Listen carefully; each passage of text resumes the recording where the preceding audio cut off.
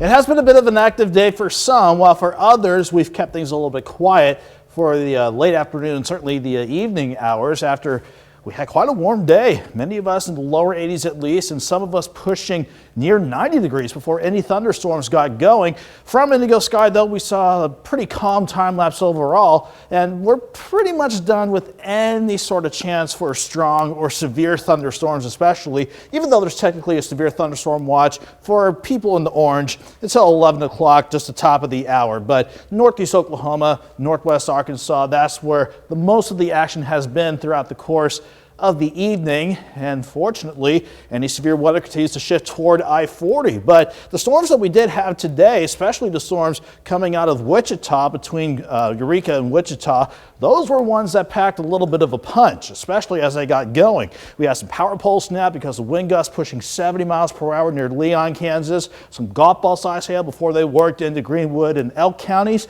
And then as the storms dove southeast right into northeastern Oklahoma, we had wind gusts pushing 60 to 65 miles per hour and some reports of minor wind damage, anything from some downed tree limbs, let's say a couple power poles snapped, and maybe a metal outdoor structure taken out by some of those winds. But those were all the severe thunderstorm warnings that we had, mainly far southwestern parts of the viewing area. Everybody else, rain this morning and even this afternoon and evening resulted in almost an inch on average, with some heavier embedded pockets pushing between 1 and 4 inches of rain. Fortunately, that has not resulted in any flash flooding around here, but I'm still keeping an eye on this band of thunderstorms from outflow coming out of Kansas City. This is tapping into some unused air and moisture, so this is why we're seeing these thunderstorms. But if they can hold together in their current form as they dive southeast at about 30 miles per hour, we'll take this out over the next hour. It could be near Fort Scott within the next 12 minutes, let's say near Nevada by 11:04, El Dorado Springs by 11:09, and try to push near Liberal, if it can hold together by then, by about 11:24.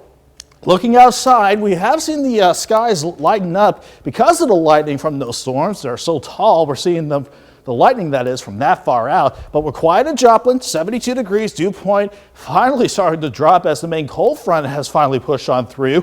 We're in the lower 70s right now, while we continue to keep an eye on just this outflow resulting in these thunderstorm chances. But the main front itself is pushing to the south and east. So we're pretty much done with any severe threat, but we'll have to deal with this upper low for one more day tomorrow. And while it keeps us cooler than normal, it's going to have to keep some rain chances in the forecast as well. So as we go through the overnight, that thin line of storms will be pushing on through, and I think we're quiet by the time we get tomorrow morning underway. We'll start mild though, lows in the mid-60s. Then moisture on the backside of this wave keeps some scattered rain and thunderstorm chances around. They'll pop up in a scattered fashion, but I do not expect these to be severe or that terribly strong. 65 in the morning, 73 by noon. And look at the temperatures for tomorrow. I think the best we can do is afternoon highs right around 78 degrees. We'll go 81 on Monday with maybe just the slightest chance for a random shower or storm in the afternoon.